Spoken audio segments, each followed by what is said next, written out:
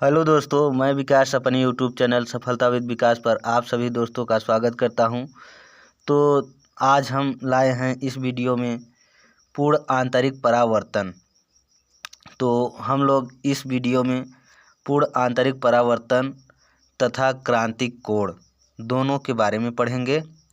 तो दोस्तों, आप लोग इस वीडियो को स्किप मत करना, पूरा वीडियो ज़रूर देखना, क्योंकि आज हम लोग पूर्ण आंतरिक परावर्तन के बारे में पढ़ेंगे और नेक्स्ट वीडियो में पूर्ण आंतरिक परावर्तन से घटने वाली घटनाएं के बारे में पढ़ेंगे। तो आइए देख लेते हैं क्या होता है पूर्ण आंतरिक परावर्तन। तो पूर्ण आंतरिक परावर्तन आप लोगों ने सुना होगा, फिजिक्स में बार बार आता है। तो पूर्ण आंतरिक परावर्तन को इंग्लिश में टोटल इंटरनल रिफ्लेक्शन भी कहते हैं, टोटल इंटरनल रिफ्लेक्शन। तो थोड़ा देख लेते हैं। तो पूर्ण आंतरिक परावर्तन कैसे होता है? पूर्ण आंतरिक परावर्तन कैसे होता है? तो पूर्ण आंतरिक परावर्तन के लिए दो नियम या दो शर्त का होना बहुत ज़रूरी है। दो शर्त का होना बहुत अनिवार्य है, तभी पूर्ण आंतरिक परावर्तन होगा। तो आइए देखते हैं। पूर्ण आंतरिक परावर्तन के लिए दो शर्तों का होना अनिवार्य है। पहला, प्रकाश किरण सघन माध्यम से विरल माध्यम में जा रही हो। मतलब कि पूर्ण आंतरिक परावर्तन तभी होगा जब प्रकाश की किरण सघन माध्यम से विरल माध्यम में जा रही हो। एक ही माध्यम में पूर्ण आंतरिक परावर्तन कभी नहीं होता है। हमेशा पूर्ण आंतरिक परावर्तन के लिए दो माध्यम का होना बहुत ज़रूरी है और प्रकाश का किरण सघन माध्यम से विरल माध्यम में जा रही हो, तभी पूर्ण आंतरिक परावर्तन होगा। दूसरा क्या शर्त है? आपतन कोण का मान क्रांतिक कोण से बड़ा होना चाहिए। आपतन कोण का मान क्रांतिक कोण से बड़ा होना चाहिए। तो दोस्तों, यदि आप लोग क्रांतिक कोण के बारे में नहीं जानते हैं तो अभी हम इस वीडियो में बताएंगे। तो पहले इसे देख लीजिए। आयतन कोण का मान क्रांतिक कोण से बड़ा होना चाहिए। अर्थात जैसे कि यहाँ देखिए, ये क्या है? ये आपतित किरण है। जब प्रकाश की किरण सघन माध्यम से विरल माध्यम में आती है तो उससे जो बना कोण होता है वो 90 अंश का हो, तो उसे क्या कहते हैं? उसे कहते हैं क्रांतिक कोण। लेकिन यहाँ कहना क्या चाह रहा है? कहना चाह रहा है कि जब आपतन कोण है यह क्रांतिक कोण से बड़ा होगा तभी पूर्ण आंतरिक परावर्तन होगा। जैसे कि ये किरण मेन किरण है, ये यहाँ आया तो ये क्रांतिक कोण बना, लेकिन जब हम इसके मान को बढ़ाएंगे, जैसे यहाँ से यहाँ करेंगे, तो ये फिर और मुड़ जाएगी।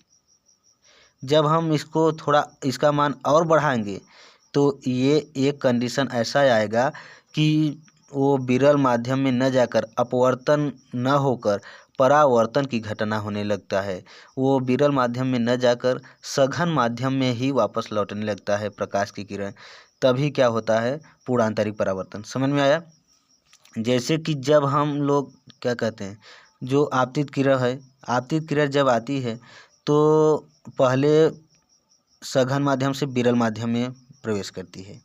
तो जब सघन माध्यम से विरल माध्यम में प्रवेश करती है तो यदि उसका कोण विरल माध्यम में 90 अंश का होगा तो उसे क्या कहते हैं? क्रांतिक कोण। तो यदि जब हम आपतन कोण का मान बढ़ाएंगे, किसे? क्रांतिक कोण से। जैसे मान लीजिए ये मेन किरण है, अब इससे हम यहाँ कर दिए, थोड़ा अब ये बढ़ेगा मान, और फिर ये वाला किरण है, थोड़ा और बढ़ा दें तो ये जो अपवर्तन की घटना हो रही है, ये अपवर्तन की घटना न होकर ये देखिए आप लोग सघन माध्यम में ही परावर्तित होने लगती है किरण। क्या? सघन माध्यम में ही, विरल माध्यम में न जाकर सघन माध्यम में ही परावर्तित होने लगती है। तभी क्या होता है? पूर्ण आंतरिक परावर्तन। तो बात समझ में आई कि पूर्ण आंतरिक परावर्तन होने के लिए दो शर्त का होना अनिवार्य है। पहला तो ये कि प्रकाश की किरण सघन माध्यम से विरल माध्यम में जा रही हो। दूसरा, आपतन कोण का मान, आपतन आने वाली जो किरण है उससे जो बना कोण होता है उसे आपतन कोण कहते हैं। तो आपतन कोण का मान क्रांतिक कोण से बड़ा होना चाहिए। समझ में आया? क्रांतिक कोण से बड़ा होना चाहिए। तो दोस्तों आइए थोड़ा क्रांतिक कोण के बारे में पढ़ लेते हैं। तो आइए क्रांतिक कोण के बारे में देख लेते हैं। क्रांतिक कोण क्रिटिकल एंगल, क्रांतिक कोण क्रिटिकल एंगल जिसे इंग्लिश में कहते हैं। तो क्रांतिक कोण होता क्या है? क्रांतिक कोण जब प्रकाश किरण सघन माध्यम से विरल माध्यम में जाती है, जब प्रकाश किरण सघन माध्यम से विरल माध्यम में जाती है तो सघन माध्यम में बना वह आपतन कोण, क्या सघन माध्यम में बना वह आपतन कोण क्रांतिक कोण कहलाता है, जिसके लिए विरल माध्यम में बना अपवर्तन कोण 90 अंश का होता है, क्रांतिक कोण कहलाता है। क्रांतिक कोण को C से प्रदर्शित करते हैं। समझ में आया? नहीं। तो आइए हम समझाते हैं कि जब प्रकाश की किरण, देखिए यहाँ, जब प्रकाश की किरण सघन माध्यम से विरल माध्यम में जाती है, ये सघन माध्यम है, ये विरल माध्यम है, ये विरल माध्यम। तो जब प्रकाश की किरण सघन माध्यम से विरल माध्यम में जाती है तो यहाँ आपतन कोण, सघन माध्यम में बना वह आपतन कोण क्रांतिक कोण कहलाता है, जिसके लिए विरल माध्यम में, जिसके लिए विरल माध्यम में बना अपवर्तन को, जिसके लिए विरल माध्यम में बना अपवर्तन कोण 90 अंश का हो। यहाँ देखिए 90 अंश का हो, क्या कहलाता है? क्रांतिक कोण। कौन कहलाएगा? ये कहलाएगा, ये नहीं।